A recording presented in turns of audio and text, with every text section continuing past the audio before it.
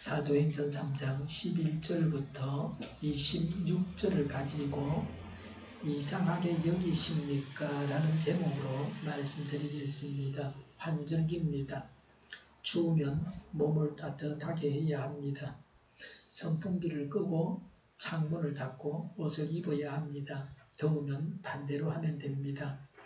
추운데도 더운데도 가만히 있으면 안 됩니다. 추우면 콧물이 나오거나 기침이 나오기도 하고 면역력이 떨어져서 감기나 기관지염이나 폐렴에 걸리기도 합니다. 제 경험에는 따뜻하게 해주기만 하면 병원에 안 가도 되고 그렇습니다. 제가 입는 옷 중에는 어깨 쪽만 입게 해서 상의 따뜻한 셔츠를 절반을 잘라내버리고 윗부분만 가지고 목에하고 어깨만 이렇게 따뜻하게 해주는데 아주 도움이 되고 좋습니다. 이런 환절기에 허파가 체온이 떨어지지 않게 해서 기침이 나오지 않게 합니다. 비행기 타고 장거리 여행을 할 때도 에어컨 바람이 내려오니까 그때도 그 옷을 입곤 했습니다. 주로 좀 이런 9월달 쯤에 입으면 좋은 옷입니다. 여분 옷을 가지고 다니면서 입었다 벗었다 해야 합니다. 추운지 더운지를 잘 살펴서 참기만 하지 말고 적정 체온을 유지해야 합니다. 사도행전 3장 11절에 그 사람이 베드로와 요한 곁에 머물러 있는데 사람들이 모두 크게 놀라서 솔로몬 행각이라고 하는 곳으로 달려와서 그들에게로 모여들었다고 했습니다. 솔로몬 행각은 헤롯 성전 내의 동편 주랑입니다. 주랑은 여러 개의 기둥을 나란히 세운 복도입니다. 이곳은 랍비들이 제자들이나 사람들을 가르쳤던 장소였습니다. 사도행 요한복음 10장 23절에는 예수님도 이곳에서 사람들을 가르치셨습니다. 걷지 못하던 사람이 걷고 뛰는 기적이 일어났고 그렇게 고침받은 사람이 같이 있어서 사람들이 모여들었습니다. 기적이 일어나서 사람들을 모을 수 있었습니다. 사람들이 솔로몬 행각에 모여든 것은 베드로를 통해서 그 병자가 나은 경위를 들으려고 한 것입니다. 안전병이를 일으킨 기적이 사람들의 관심을 끌게 했습니다. 전도의 계기가 되었습니다. 전도하기 위해 사람들을 모으는 것도 중요합니다. 아무리 전도하려고 해도 사람들의 관심을 끌지 못하면 열매가 없습니다. 기적은 사람들의 관심을 모읍니다. 어떤 전도자는 물구나무 서기를 내서 복음을 전할 수 있다면 자신이 물구나무 서기를 하겠다고 했습니다. 사람들의 관심을 모으고 그런 후에 복음을 전해야 합니다. 12절에 베드로가 사람들을 보고 그들에게 말하였다. 이스라엘 동포 여러분, 어찌하여 이 일을 이상하게 여기십니까? 또 어찌하여 여러분은 우리가 우리의 능력이나 경건으로 이 사람을 걷게 하기나 한 것처럼 우리를 바라봅니까? 라고 했습니다. 베드로가 기적을 보고 모여든 사람들에게 예수님을 전했습니다. 왜 이 기적을 이상히 여깁니까? 우리의 경건이나 능력으로 기적이 일어났습니까? 왜 우리를 봅니까? 사람을 보지 말라는 것입니다. 우리를 바라보지 말라, 사람을 바라보지 말라, 하나님을 바라보라고 합니다. 우리는 지금 무엇을 보고 있습니까? 사람을 바라보고 있습니까? 사람을 봐야 소용이 없습니다. 사람에게서 기적이 나오지를 않습니다. 하나님을 바라보아야 합니다. 그러면 안식과 평안을 얻게 됩니다. 우리의 문제가 해결되어집니다. 하나님께서 행하시는 기적을 보게 됩니다. 우리는 사람들의 시선을 어디로 모으고 있습니까? 나에게로 모으고 있습니까? 다른 사람에게로 모으고 있습니까? 하나님을 바라보게 해야 합니다. 우리가 전도하는 것은 하나님을 전하는 것입니다. 사람을 전하는 것이 아닙니다. 나를 전하는 것이 아닙니다. 단순히 내 교회로 사람을 모으기 위해서 전도한다면 그것은 못난 짓입니다. 고린도전서 10장 31절에 그러므로 여러분은 먹든지 마시든지 무슨 일을 하든지 모든 것을 하나님의 영광을 위하여 하십시오 라고 했습니다. 기적을 베푸신 하나님께 영광을 돌려야 합니다. 이것은 매우 중요합니다. 하나님은 눈에 보이지 않으므로 사람들은 베드로가 기적을 행했다고 생각합니다. 그래서 기적을 행하고 나서 적 그리스도가 되는 자들이 있습니다. 오늘날 불신 세상은 세상을 보고 세상 것에 관심을 가지라고 합니다. 이렇게 해서 세상에 빠지는 것입니다. 언제나 텔레비전만 보고 있습니다. 우리는 하나님을 보고 성경을 봐야 됩니다. 문제만 보지를 말고 사람만 보지 말고 하나님을 봐야 합니다. 문제 해결자는 하나님이십니다. 기적을 행하신 눈에 보이지 않는 하나님을 보라는 겁니다. 요새는 과학의 시대입니다. 보아야 되고 검증이 되어야 믿습니다. 그런데 보이지도 않는데 어떻게 믿겠습니까? 그래서 하나님을 믿기가 어렵습니다. 13절에 아브라함의 하나님과 이삭의 하나님과 야곱의 하나님 곧 우리 조상의 하나님께서 그랬습니다. 어떤 하나님이신지를 말합니다. 아브라함과 이삭과 야곱의 하나님이라고 합니다. 조상들이 믿었던 하나님입니다. 베드로도 이스라엘 사람입니다. 자기 동포가 믿는 하나님이라고 했습니다. 13절에 자기의 종 예수를 영광스럽게 하셨습니다 라고 했습니다. 이스라엘 사람들이 믿고 있는 하나님께서 예수님을 영광스럽게 하셨다고 하셨습니다. 그래서 걷지 못하는 자가 걸었다는 것입니다. 하나님께서 행하신 이런 기적을 보고 이상하게 여기지 말라는 것입니다. 이사야 52장 13절에서 인용한 것입니다. 이사야 52장 13절에 나의 종이 메사에 형통할 것이니 그가 받들어 높임을 받고 크게 존경을 받게 될 것이다 라고 했습니다. 하나님을 위해서 고난받는 종이 종국에는 결국에는 하나님에 의해서 영화롭게 된다는 예언입니다. 종은 예수님을 말합니다. 예수님을 영화롭게 하셨다는 것은 부활하게 하시고 성천하게 하셔서 하나님 우편에 계시게 되는 것을 말합니다. 이 기적은 하나님께서 예수님을 영화롭게 하신 사건입니다. 그리스도인은 자신의 삶을 통해서 사람들이 예수님을 보게 해야 합니다. 예수님을 전해야 합니다. 예수님께서 행하신 기적을 두고 예수님께서 행하신 일이라고 하고 예수님을 전해야 합니다. 사람들이 예수님을 믿는 것이 중요합니다. 13절에 여러분은 일찍이 그를 넘겨주었고 빌라도가 놓아 주기로 작정하였을 때에도 여러분은 빌라도 앞에서 그것을 거부하였습니다 라고 했습니다. 이스라엘은 하나님과 언약을 맺은 자들입니다. 예수님은 하나님의 언약의 완성자이십니다. 이스라엘이 이런 예수님을 죽였다고 하는 것입니다. 로마 총독 빌라도에게 예수님을 넘겨서 사형 언도를 받게 한 자들이 동족 이스라엘 사람들입니다. 빌라도가 예수님을 석방하겠다고 해도 반대하고 십자가에 매달아 죽이라고 했습니다. 이스라엘 사람들이 예수님을 죽인 예수님의 원수가 되었습니다. 이것은 사실이었습니다. 그게 모인 자들 중에는 예수님을 십자가에 매달아 죽이라고 한 자들도 있었습니다. 만약에 베드로가 거짓말을 해서 없는 죄를 만들어내서 뒤집어 씌웠다고 할 것 같으면 아마 돌에 맞아서 죽었을지도 모릅니다. 예수님을 죽이라고 한 자들이 예수님을 믿고 구원받기 위해서는 한 번은 거쳐야 하는 회개의 과정을 베드로가 말하고 있습니다. 14절에 여러분은 그 거룩하고 의로우신 분을 거절하고 살인자를 놓아달라고 청하였습니다 라고 했습니다. 여러분이 의인 예수님을 죽이라고 했고 살인자를 석방하라고 청했다고 했습니다. 이런 세상입니다. 의인은 죄인이 되어서 벌을 받고 악인은 석방되어서 자유를 누리고 있습니다. 뒤집어진 세상입니다. 그래서 하나님의 정확한 최후의 심판이 반드시 있어야 합니다. 이 세상에서 받지 못한 벌을 다음 세상에서 받아야 합니다. 하나님을 알고 하나님 앞에서 행해야 합니다. 최후의 심판대 앞에서 벌을 받지 않도록 해야 합니다. 나라가 살려면 의인이 살고 죄인이 죽어야 합니다. 나라가 망할 때는 악인이 살고 의인이 죽음을 당합니다. 국가적으로 분별력이 없고 사회 지도자들이 눈먼 자들입니다. 하나님의 온전하신 뜻을 분별하지를 못합니다. 그러니 나라가 엉망입니다. 밝은 안목을 가지는 것이 중요합니다. 15절에 그래서 여러분은 생명의 근원이 되시는 주님을 죽였습니다 라고 했습니다. 이스라엘 사람들이 예수님을 죽였습니다. 잘못을 지적하고 회개를 유도하고 있습니다. 의사가 환부를 도려내어서 치료하는 것과 같습니다. 15절에 그러나 하나님께서는 그를 죽은 사람들 가운데서 살리셨습니다 라고 했습니다. 예수님을 하나님께서 부활하게 하셨다고 했습니다. 예수님의 부활을 증거했습니다. 역사적으로 교회의 적은 많이 있습니다.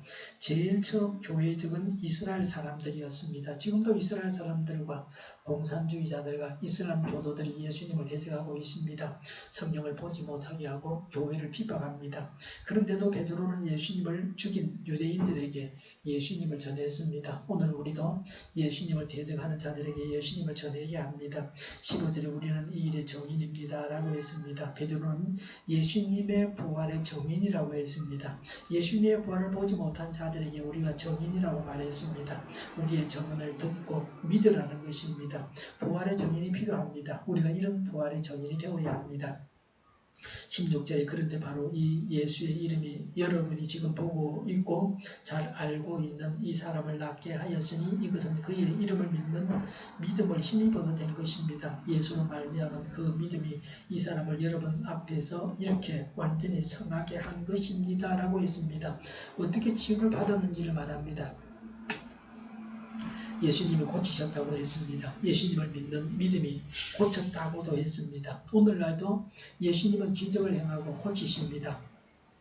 예수님을 믿는 믿음을 보시고 기적을 행하십니다. 하나님의 기적은 인간 세상에서 언제나 필요합니다.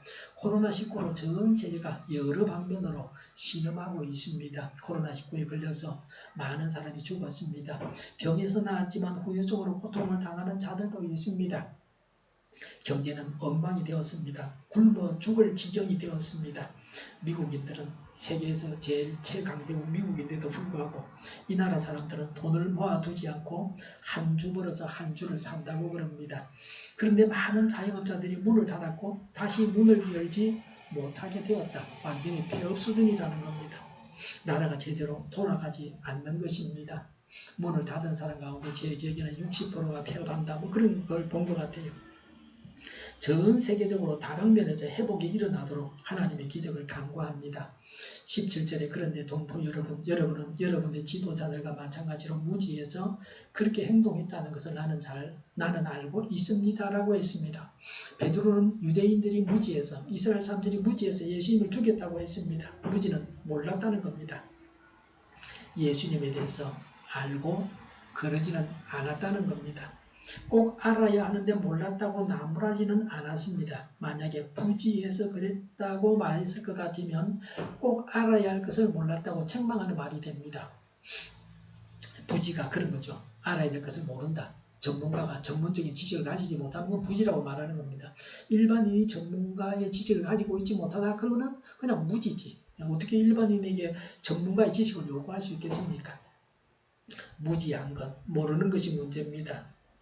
몰라서 엉망이 되고 인류 역사가 거꾸로 가기도 합니다. 국가적으로 또 전 세계적으로 아주 잘못된 결정을 하기도 합니다. 그래서 발전이 아니라 퇴보합니다.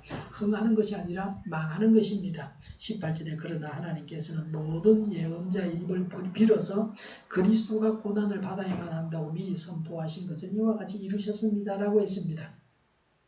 예수님의 죽으심을 예언의 성취라고 말합니다. 몰라서 예수님을 죽게 한 것이 그리스도의 고난 예언이 이루어지게 했다고 했습니다.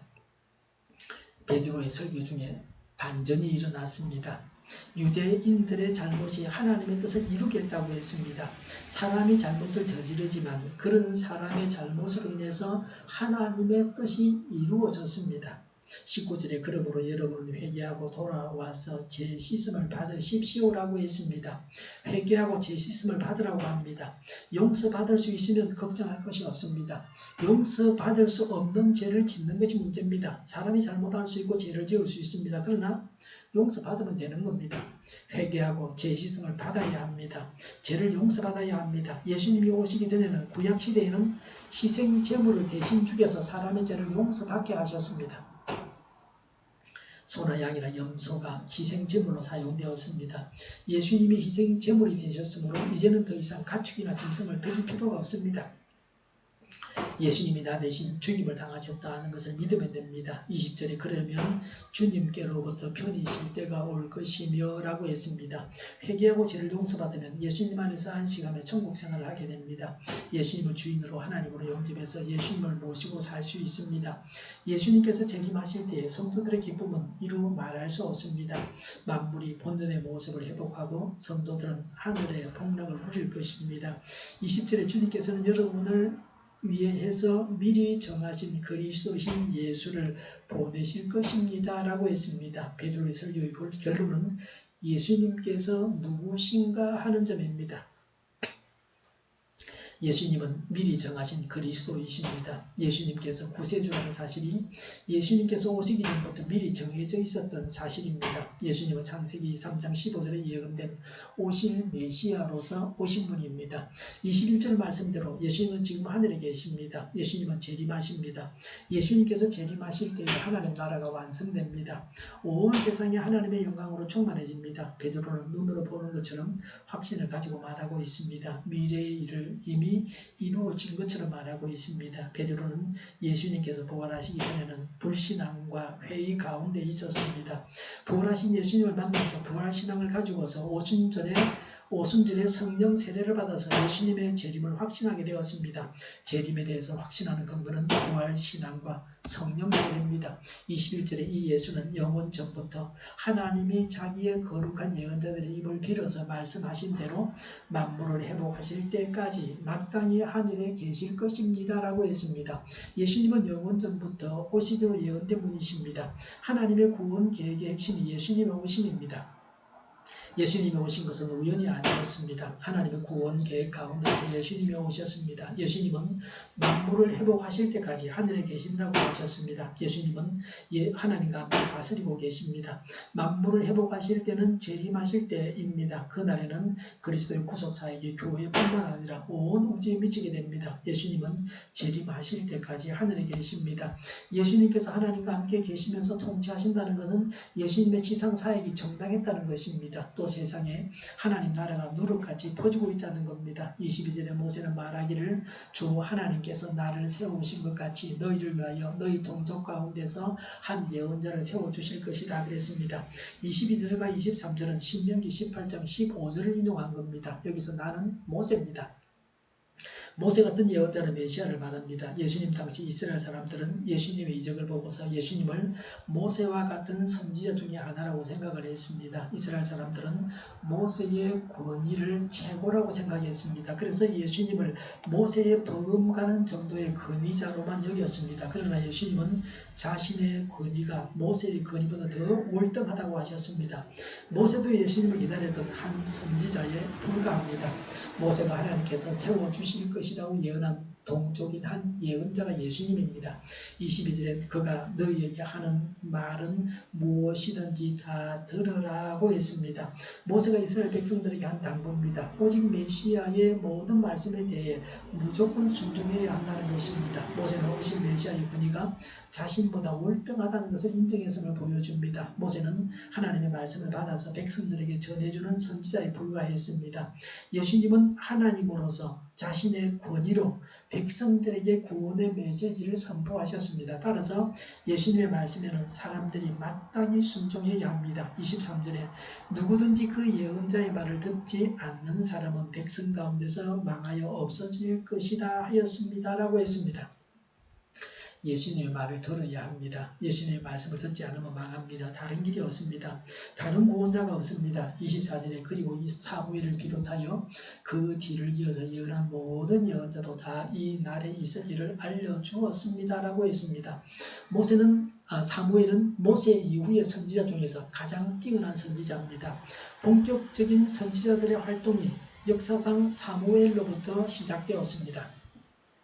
특히 사무엘은 사무엘상 16장 13절에서 예수 그리스도의 조상인 다윗 왕에게 기름을 부었습니다. 사무엘은 메시아 왕국의 전조였던 다윗 왕국의 실현을 예언한 선지자입니다. 모든 선지자는 사무엘 이후에 본격적인 활동을 했던 수많은 선지자들을 가리킵니다. 이들의 임무도 사무엘의 임무와 같습니다. 메시아가 오실 것과 관련 사실들에 대해서 예언했습니다. 구약의 예언자들이 오실 예수님을 예언했습니다. 예수님이 오신다고 구약 성경에서 수백 번 예언하고 있습니다. 사도행전 3장 25절에 여러분은 예언자들의 자손이며 하나님께서 여러분의 조상들과 맺은 언약의 자손입니다 라고 했습니다. 이스라엘 사람들은 예언자의 자손입니다. 하나님은 이스라엘 사람들의 조상들과 언약을 맺으셨습니다. 이스라엘 사람들은 언약의 자손입니다. 25절에 하나님께서 아브라함에게 너희의 자손으로 말미암아 땅 위의 모든 족속이 복을 받을 것이라고 말씀하셨습니다 라고 했습니다.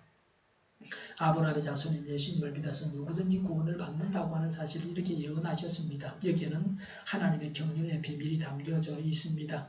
하나님께서 아브라함을 택하신 것은 세상 모든 사람들에게 복을 주시기 위해서였습니다.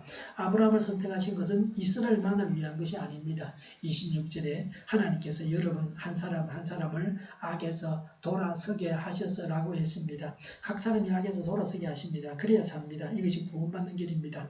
악을 가진 채로는 안 됩니다. 악을 버리고 악으로부터 돌아서야 합니다. 불의한 자가 불의한 채로 하나님 나라에 들어가지는 못합니다. 26절에 여러분에게 복을 내려주시려고 그랬습니다. 복을 받게 하시는 하나님이십니다. 죄를 용서받고 천국 가는 것이 복입니다. 이것보다 더 큰 복은 없습니다. 복이 무엇인지를 우리가 알아야 합니다. 북에서 살던 아이들이 한국에 와가지고 이빨이 다 썩었다 그래요. 북에서는 양치질을 하지 않아도 이가 썩지를 않았답니다. 북에서 가난한 아이들은 설탕을 거의 먹지를 못합니다. 없으니까요. 그래서 오히려 건강하고 치아도 좋은 겁니다. 우리나라에 와서 살면서 단 것을 먹고 이가 다 썩었습니다. 단 것을 먹는 것이 복입니까? 단 것을 먹으면 치아가 상하는 것은 물론이고 면역력이 떨어져서 감기에 잘 걸립니다. 먹지 말아야 할 음식 중에 하나가 설탕입니다. 요새는 고급 양가자 그러면 설탕이 적게 들어간 겁니다. 많이 들어가면 고급 아닙니다. 단 것을 맛있게 먹는 것이 복이 아닙니다. 건강하게 하는 음식을 먹는 것이 복입니다. 그냥 입에 달아서 그냥 단 거, 과일도 그것만 찾으면 안 됩니다.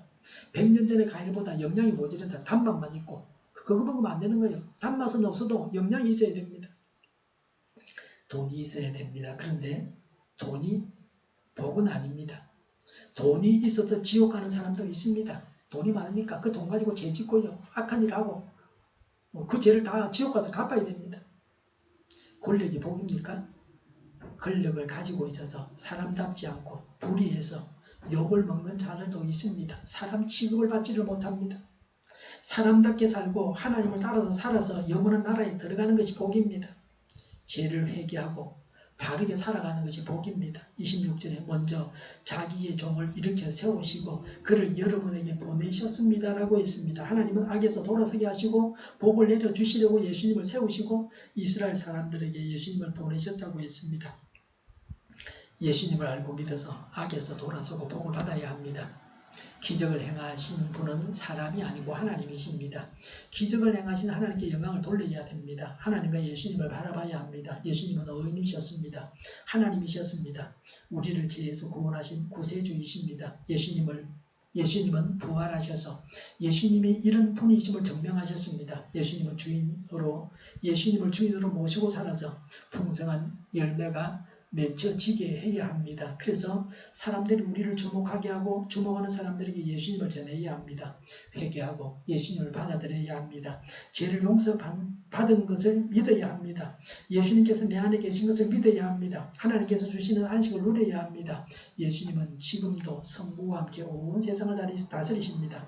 지금도 예수님은 성부와 함께 온 우주를 다스리십니다. 메시아이시고 하나님이신 예수님의 말씀을 듣고 순종해야 합니다. 이것이 사는 길이요 영생을 얻는 길입니다. 또 다른 길은 없습니다.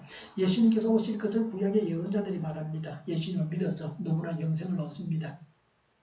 모든 사람이 예수님을 믿어야 합니다. 우리 주위에 불신자들이 예수님을 믿어서 예수라는 복을 받아야 합니다.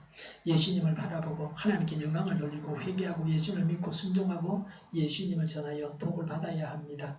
기도하겠습니다.